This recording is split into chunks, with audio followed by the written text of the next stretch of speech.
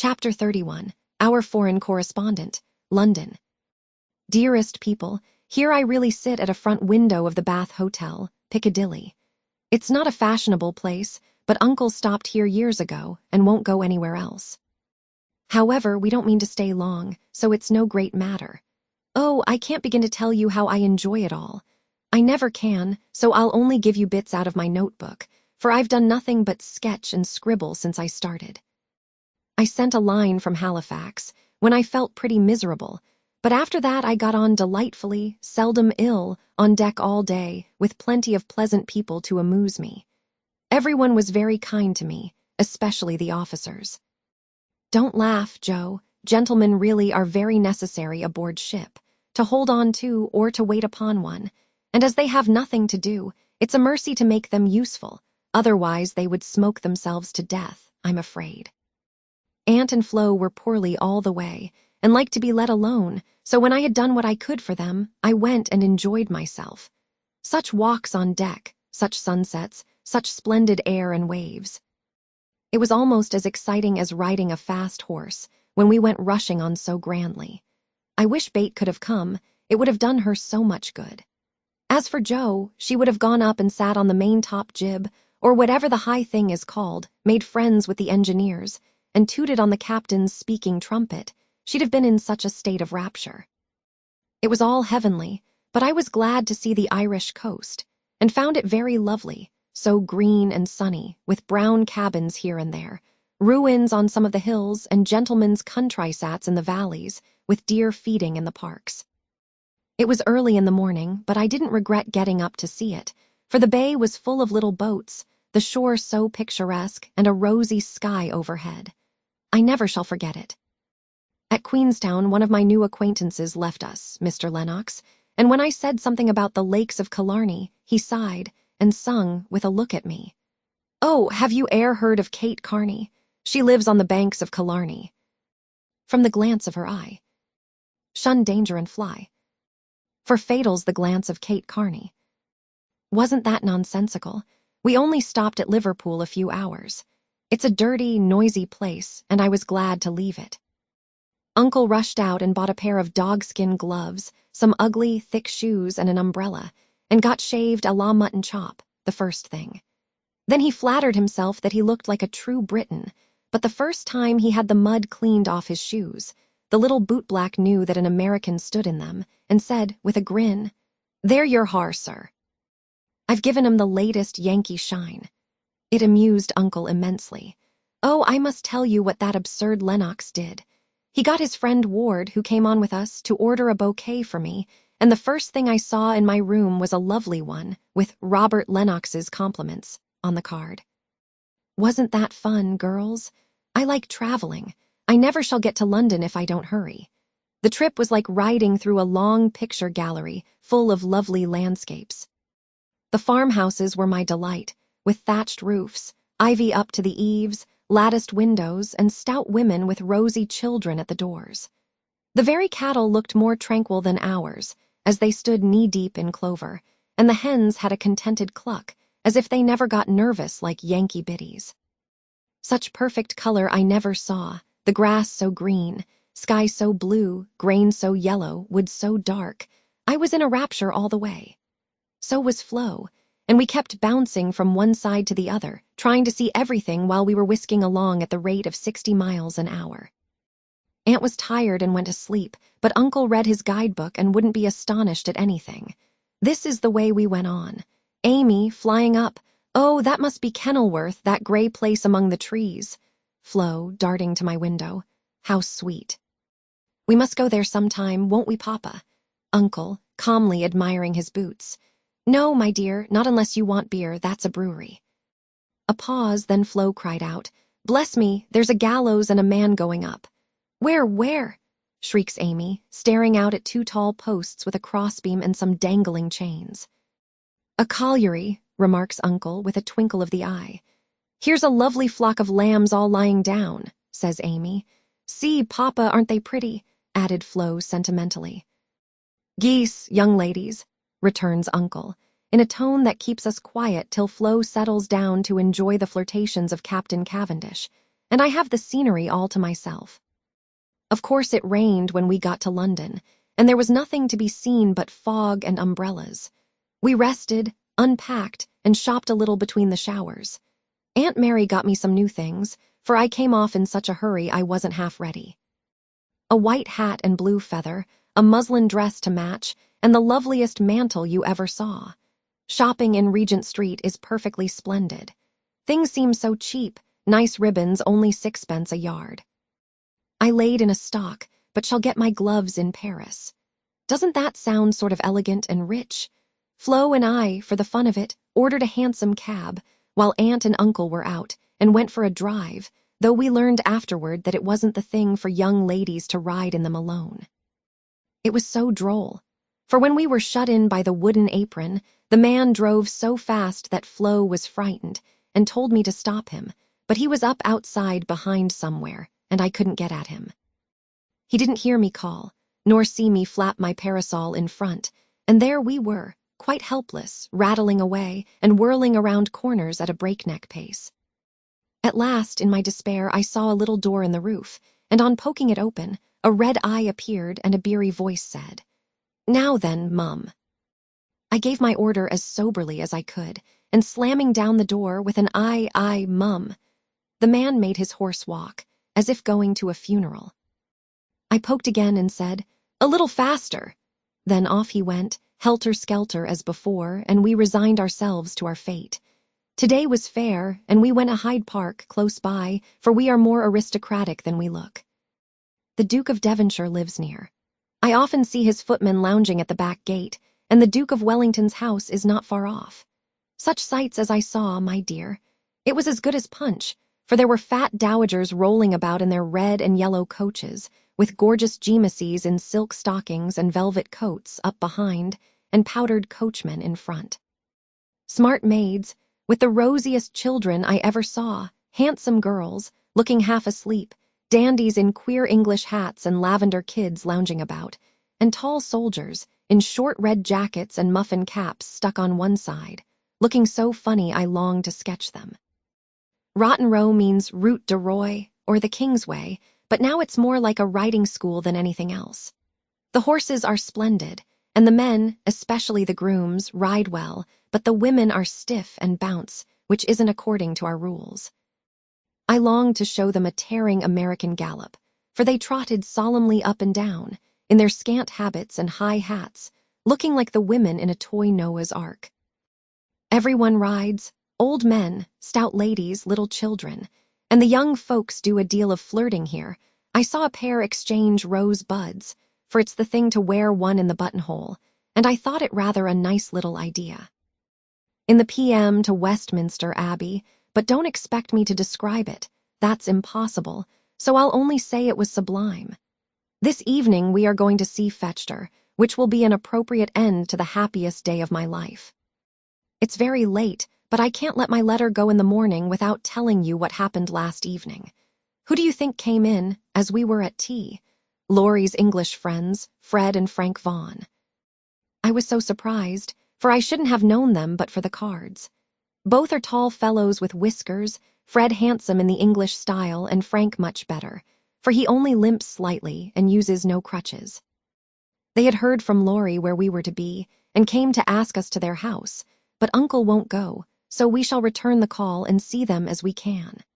They went to the theater with us, and we did have such a good time, for Frank devoted himself to Flo, and Fred and I talked over past, present, and future fun as if we had known each other all our days. Tell Bate Frank asked for her, and was sorry to hear of her ill health. Fred laughed when I spoke of Joe, and sent his respectful compliments to the big hat. Neither of them had forgotten Camp Lawrence, or the fun we had there. What ages ago it seems, doesn't it? Aunt is tapping on the wall for the third time, so I must stop.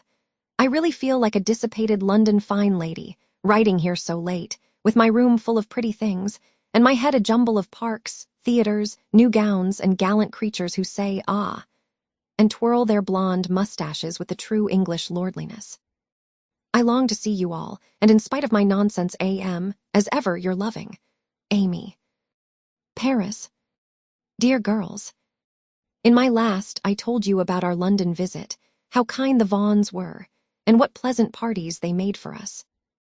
I enjoyed the trips to Hampton Court and the Kensington Museum more than anything else, for at Hampton I saw Raphael's cartoons, and at the museum, rooms full of pictures by Turner, Lawrence, Reynolds, Hogarth, and the other great creatures. The day in Richmond Park was charming, for we had a regular English picnic, and I had more splendid oaks and groups of deer than I could copy, also heard a nightingale, and saw larks go up. We did London to our heart's content, thanks to Fred and Frank, and were sorry to go away, for though English people are slow to take you in, when they once make up their minds to do it, they cannot be outdone in hospitality, I think. The Vaughns hope to meet us in Rome next winter, and I shall be dreadfully disappointed if they don't, for Grace and I are great friends, and the boys very nice fellows, especially Fred.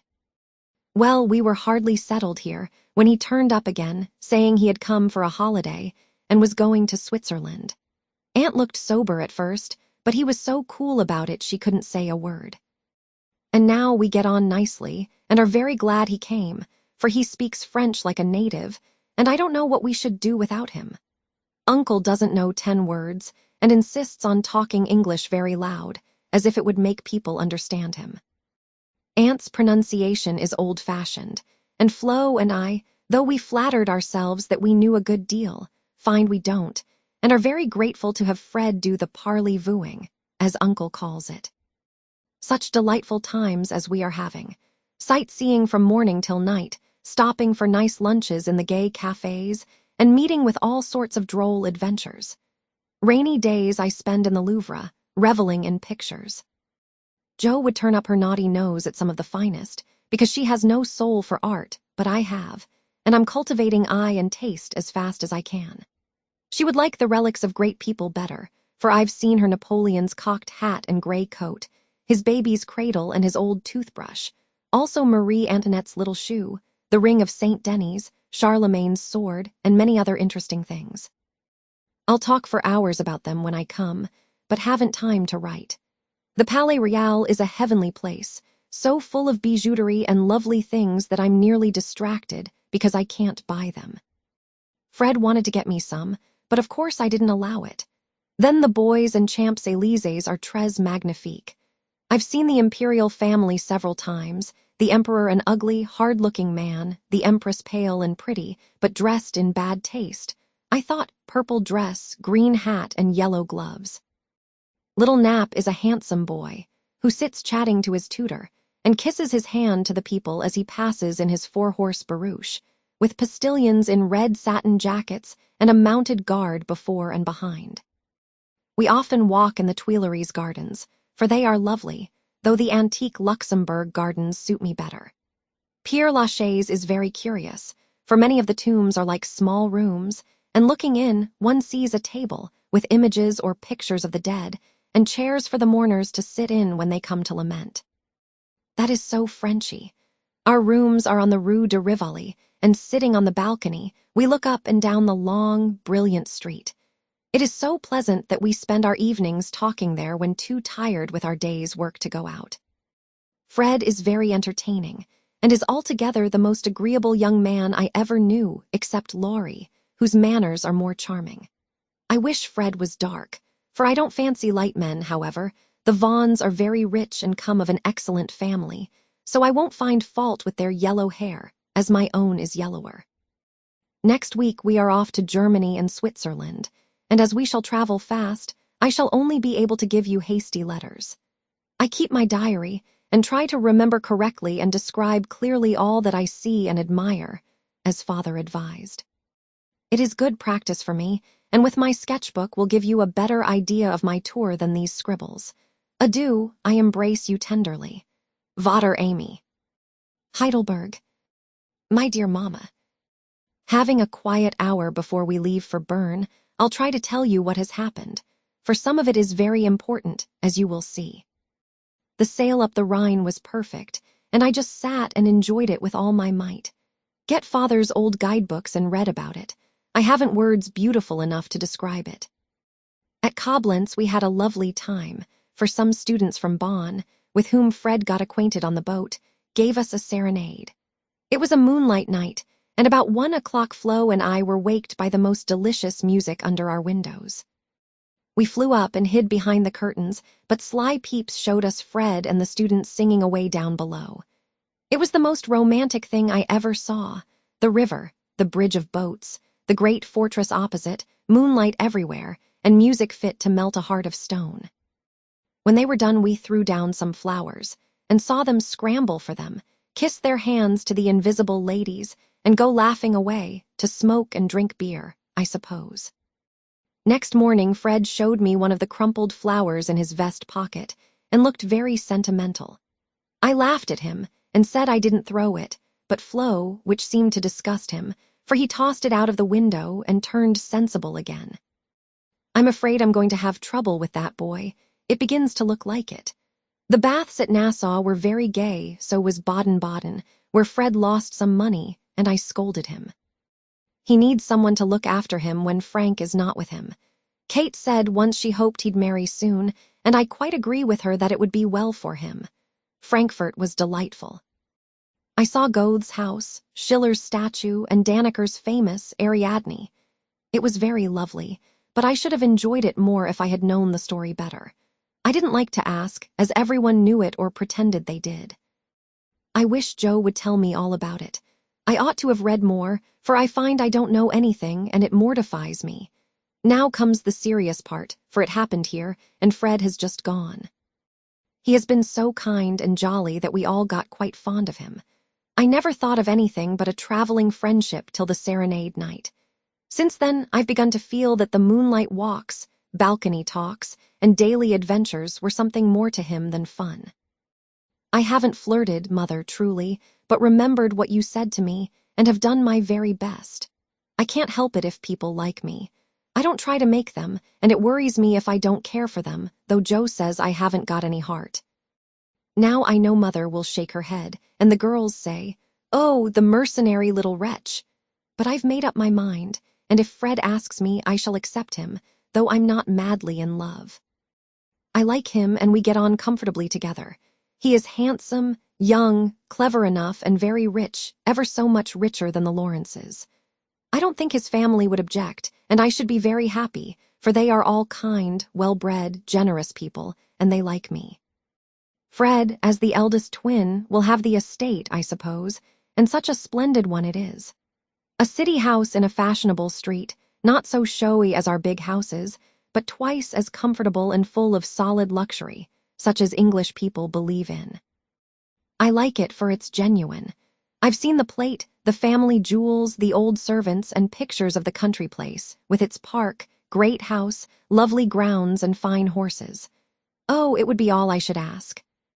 And I'd rather have it than any title such as girls snap up so readily and find nothing behind. I may be mercenary, but I hate poverty, and don't mean to bear it a minute longer than I can help. One of us must marry well.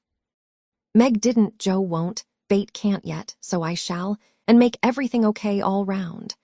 I wouldn't marry a man I hated or despised. You may be sure of that, and though Fred is not my model hero, he does very well, and in time I should get fond enough of him if he was very fond of me, and let me do just as I liked. So I've been turning the matter over in my mind the last week, for it was impossible to help seeing that Fred liked me. He said nothing, but little things showed it. He never goes with Flo, always gets on my side of the carriage, table, or promenade, looks sentimental when we are alone, and frowns at anyone else who ventures to speak to me. Yesterday at dinner, when an Austrian officer stared at us and then said something to his friend, a rakish-looking baron, about Ein Wunderskones Blanchen, Fred looked as fierce as a lion and cut his meat so savagely it nearly flew off his plate. He isn't one of the cool, stiff Englishmen, but is rather peppery, for he has Scotch blood in him, as one might guess from his bonny blue eyes. Well, last evening we went up to the castle about sunset, at least all of us but Fred, who was to meet us there after going to the poste restante for letters.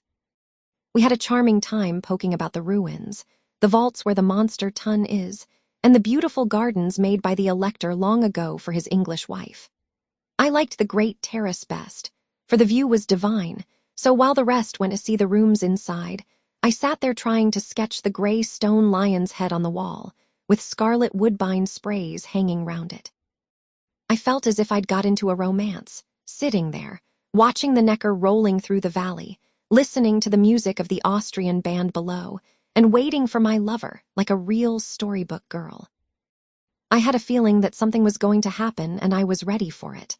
I didn't feel blushy or quaky, but quite cool and only a little excited.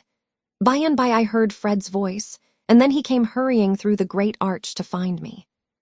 He looked so troubled that I forgot all about myself and asked what the matter was. He said he'd just got a letter begging him to come home, for Frank was very ill. So he was going at once on the night train and only had time to say goodbye.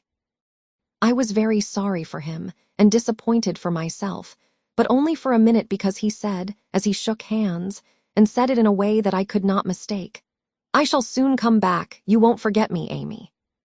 I didn't promise, but I looked at him, and he seemed satisfied, and there was no time for anything but messages and goodbyes, for he was off in an hour, and we all miss him very much. I know he wanted to speak, but I think, from something he once hinted, that he had promised his father not to do anything of the sort yet a while, for he is a rash boy, and the old gentleman dreads a foreign daughter-in-law. We shall soon meet in Rome, and then, if I don't change my mind, I'll say, "Yes, thank you," when he says, "Will you please?" Of course, this is all very private, but I wished you to know what was going on. Don't be anxious about me. Remember, I am your prudent Amy, and be sure I will do nothing rashly. Send me as much advice as you like. I'll use it if I can. I wish I could see you for a good talk, Marmee. Love and trust me. Ever your Amy.